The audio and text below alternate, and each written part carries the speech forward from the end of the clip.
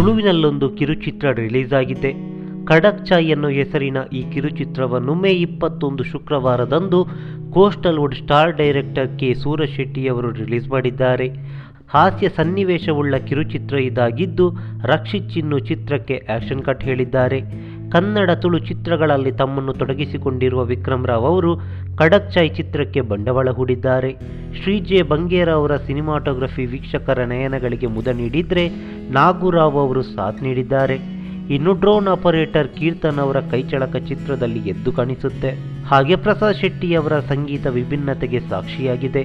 ಉಳಿದಂತೆ ಸಹಾಯಕ ನಿರ್ದೇಶಕರಾಗಿ ಶಿವರಾಜ್ ಕೊತ್ತೆತ್ತೂರು, SFX ಸಂದೀಪ್ ಬಳ್ಳಾಲ್, ಸಂಕಲನ ರಾಹುಲ್ ವಸಿಷ್ಠ, ಕಲ್ಲರಿಂಗ್ ರಿತಿಕ್ ಕೋಟ್ಯಾನ್, ಟೈಟಲ್ VFX ಗುರುಪ್ರಸಾದ್ ಆಚಾರ್ಯ, ಸ್ಟಿಲ್ ಪೃಥ್ವಿರಾಜ್, ಪಬ್ಲಿಸಿಟಿ ದೇವಿರೈ ಹಾಗೆ ರಂಜು ಬಳಂಜ ಅವರಿಂದ ಮೂಡಿಬಂದಿದೆ.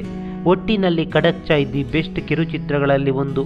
ನಾವಂತೂ ಚಿತ್ರವನ್ನು ಕಣ್ತುಂಬಿಕೊಂಡು ಮೆಚ್ಚಿಕೊಂಡಿದ್ದೀವಿ. ನೀವು ಕೂಡ ಚಿತ್ರವನ್ನು ವೀಕ್ಷಿಸಿ ಬೆಂಬಲಿಸ್ತೀರಾ ತಾನೆ?